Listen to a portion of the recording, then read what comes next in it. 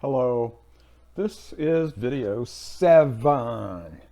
And in case I didn't say it before, I'm saying it now. The intro was those 3 general levels that we could approach computer science. Oh, actually the 4th, that ghostly one out in the sky. The 3 levels are the low level, all zeros and ones and nothing else. The mid level, the comfortable level, you write your own programs, you run them, they work, yay, all that good stuff. The high level, you're building castles in the sky with all sorts of abstract specifications of software design and all that stuff. The 4th one, the eerie one off to the side, was theory. That's really not programming. It's more about the limits of programming, what can and can't be done. And you work that out theoretically and then you try to do it, I guess. We are wallowing in the bits and bytes down at the bottom. So let's see, for video 7, I'm going to call this, here's a lovely title, huh? The Binary Nature of Computers.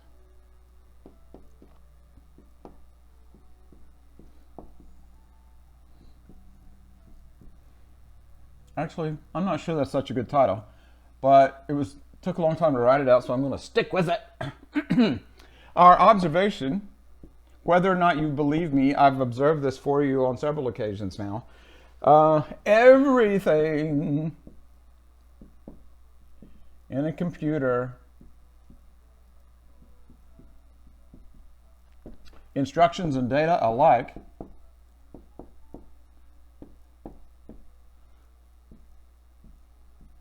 everything in a computer, instructions and data, at the lowest level, T and H are 2 separate letters. The lowest level, this is big buildup, and I even forgot what the big reveal is going to be. Everything in a computer, instructions and data, at the lowest level is nothing but zeros and ones.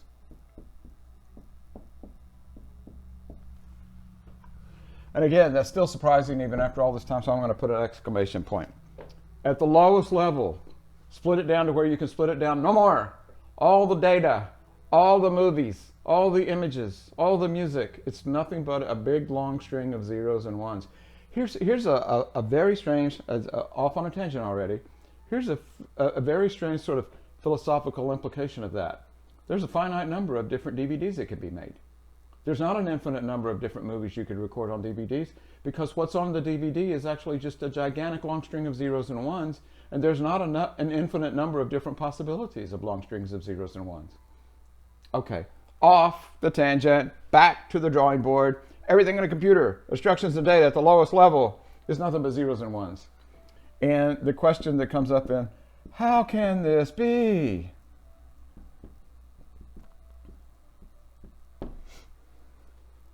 Well, as it turns out, that's just really all the computer has to work with. It's not very good with gray areas at all. Actually, everything is either power on or power off. Like that clock cycle, remember that going up and down? Yeah, everything is nothing but on and off switches. Maybe a huge number of them. Shiny spots and dull spots, yes or no, true or false, all that stuff. But it's either on or it's off, and that's all that we have to work with. So that's the reason that it can be that way is because it has to be that way. We don't have any choice. Well, that's not an answer to the question, really. Well, let's see. Well, I'll say it, I'll write it. Well, let's start with the data. How can we represent numbers? REPRESENT, numbers. That answer had a question in it. Answer to the answer was zeros and ones.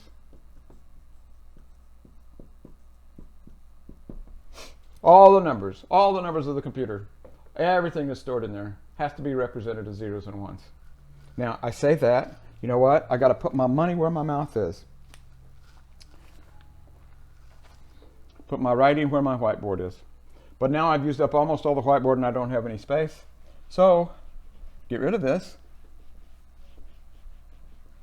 And I'm going to I'm going to start off in our comfort zone, or at least I hope it's our comfort zone, as we look at number systems.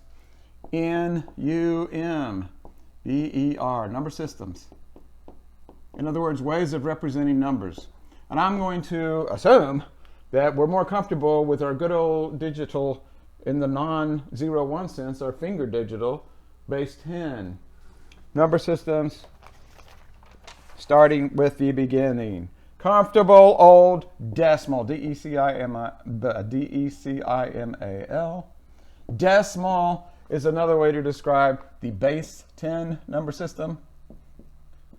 And if all those terms are blowing your mind, it's just plain old numbers.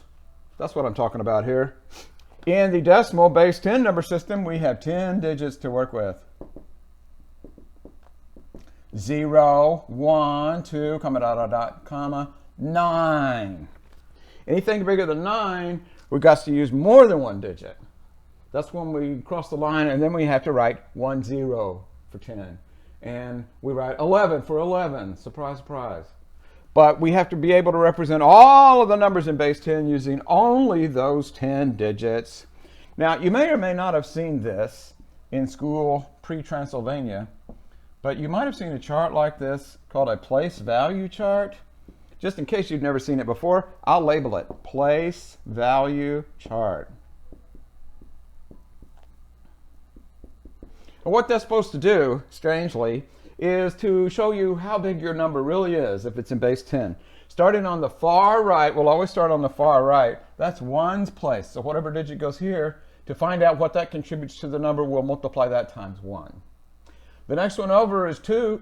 Oh no, silly me, it is not. It goes up by a multiple of 10 each time. So that's 10. The next one over is 100's place. These are the hundreds, these are the tens, these are the ones. Rapidly we see a pattern developing. How about 1,000, 10,000? I'm sorry I made so many columns. 100,000. I'm going to put dots. I'm not going to do a bigger number than that. I could, but I'm not gonna. Why does 1 go here? Well, it turns out if we take the name of the base and raise it to the 0 power. I hope you know enough about exponents, and if you don't, then here's something new for you. Anything to the 0 power, 10 for example. Anything raised to the 0 power equals 1. 7 to the 0 power equals 1. 200 to the 0 power equals 1. See how to play that game? What about this? That represents 10 to the 1st power. This is 10 squared, also known as 10 to the 2nd power. And again, we see a pattern developing. 10 to the 3rd, 10 to the 4th, 10 to the 5th. Yada, yada, yada. Every time we go over, we go up by a power of 10, meaning the weight of that column and its contribution to the number as a whole gets increased by a factor of 10 every time we move a notch to the left. Okay, enough talking about that. Let me get a number down here. 72584. I don't know why I have to copy that off of paper. I just made it up. 72584. Now, here's the deal with the place value chart. What that's trying to browbeat us into realizing is that that 5 is not just a plain old 5. It's not 1, 2, 3, 4, 5. It's actually 5 hundreds because of the column it's in, because of its place value.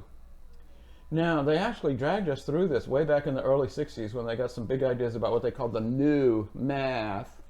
And what we would do is we do a place value chart like this, and we're not supposed to just say what that number is. We're supposed to figure it out by doing some math. Multiply each digit times its place value. There we go, 7, and I use star for multiplication rather than an X because an X looks too much like an X. This 7 is not a 7, no, no, no. That is 7 times 10,000 plus 2 times its place value. 2 times 1,000 plus 5 times, ooh, where are we? Oh, that's hundreds place. Plus, and it's such a big number, I've got to wrap around over here. 8 times 10 plus 4 times 1. In other words, each one of those digits down here represents that digit times its place value as a contribution to the number as a whole. Oh no, I'm a little second grader. I still don't know what that number is. We got to do some math. Multiply it out. We shall get 70,000 plus 2,000 plus 500 plus 80 plus 4. So after we do all that math, we find out that this is 72,584. And to show that it's in base 10 explicitly, we put a little subscript of 10 down here. And the teachers didn't like it. Some of the kids cried and wanted to go home to their mommies. But yeah, that's what we had to do. We had to have this brow beaten into us that these digits here do not represent their face value. They represent a contribution to the number because of where they are on the place value chart. Now, as a side note, maybe something you don't know already, who knows? I'll put an aside up here. Aside. Wow, that's a wiggly corner of the board. The largest value, L-A-R-G-E-S-T, I emphasize that so I underlined it. Largest value in capital N, I'll be abstract here, capital N digits equals, that's an equal sign, not a colon, equals smallest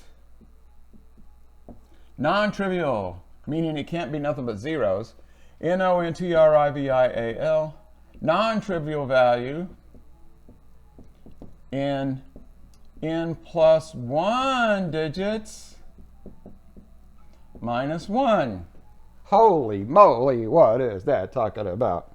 Oh, well, so that it doesn't get all mixed up with that strange looking little aside there, let me read that back first.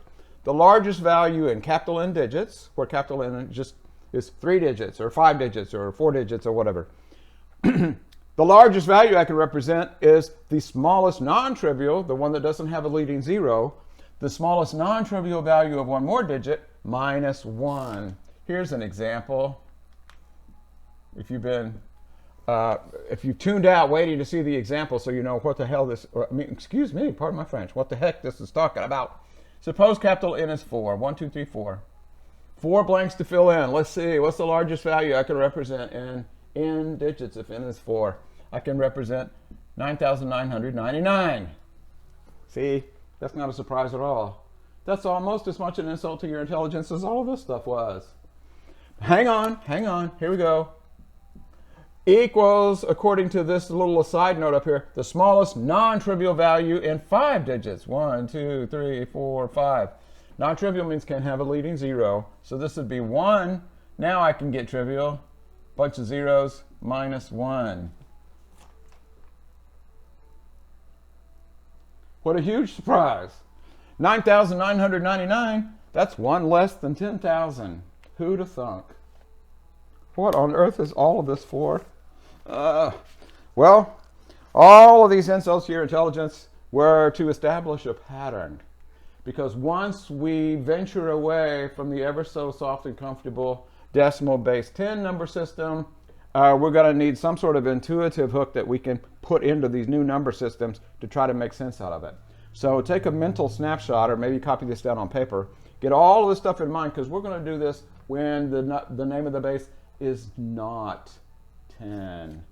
Oh, and I sounded ominous on person.